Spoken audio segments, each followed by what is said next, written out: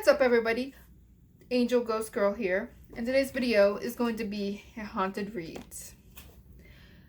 This video, we're still reading this book. It's called I Am Haunted, Living a Life Through the Dead by Zach Bagans. And this is Zach Bagans back here. I've been really busy a lot, so I haven't really been on here. There's just a lot of stuff going on lately, so I haven't been on here.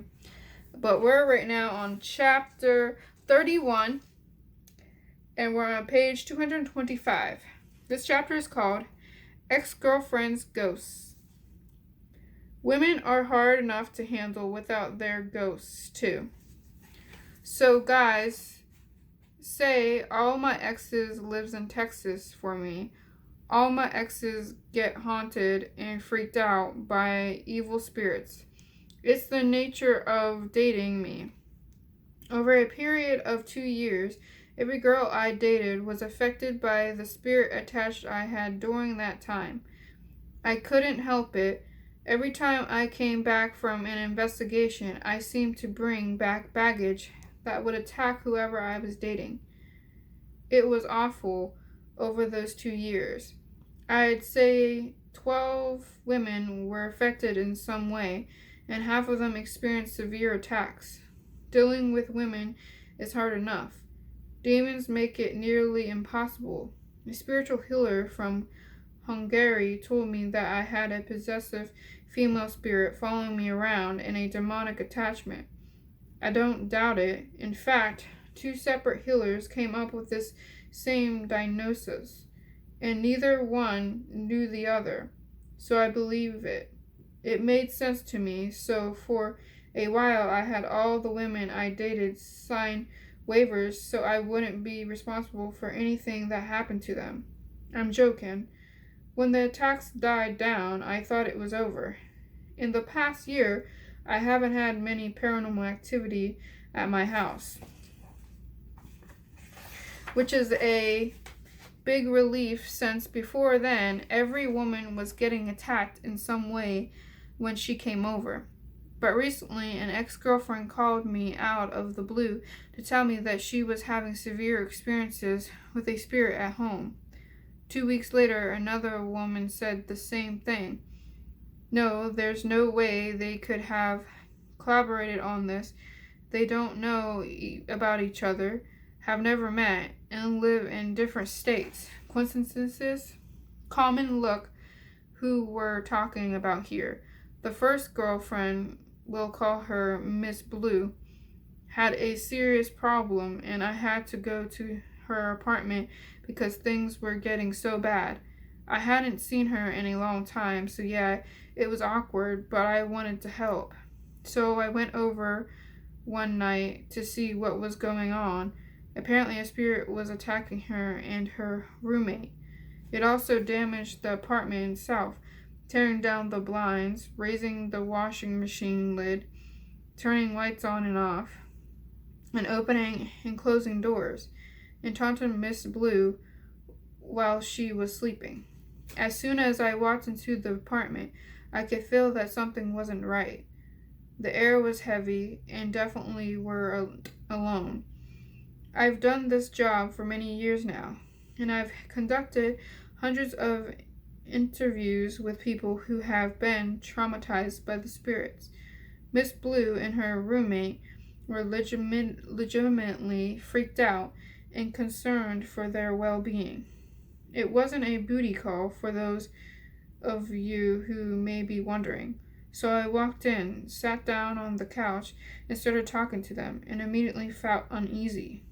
It was worse upstairs in the bedroom.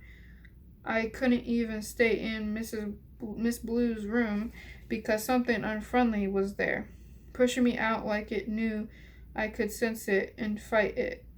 It wasn't as strong in her roommate's room, but it was still there, so we went downstairs to talk. That's when things got worse. I'm a sensitive and an empath, and can channel the emotions of the spirits around me, and this one was angry, really angry. Within seconds, I was aggravated and wanted to do the women harm, and I knew that the negative energy wasn't coming from me. Something was trying to make me feel its rage.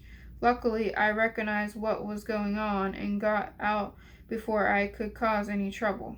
Outside the apartment, I told them that something was in there and it wasn't good, and they needed to leave before it affected them permanently. I had gone over there just to reassure them that everything was okay, but I was unprepared for what I found. The thing is, after I dated Miss Blue, she had a bad relationship with a man who got her into trouble. He was a bad influence and almost destroyed her life. The kind of guy you wouldn't want around your daughter, like Mark Wahlberg's character in the movie Fear. About 6 months before the night I went to her apartment to see what was going on, he was shot and killed. So my first thought was that this spirit was him coming back to dominate her from the other side. He seemed like a usual suspect, and that's who you always start with. But then 2 weeks later, another ex-girlfriend, we'll call her Miss Green, texted me with almost the exact same story. It matched Miss Blue's nearly word for word. Damaged blinds, doors opening and closing, lights turning off and on and off. The works. Did I think it was a conspiracy? Sure.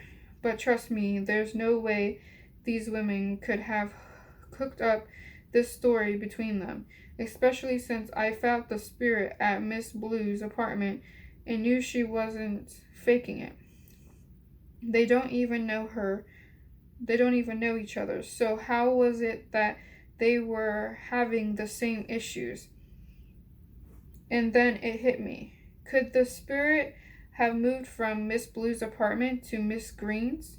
Did the attachment travel from one place to another?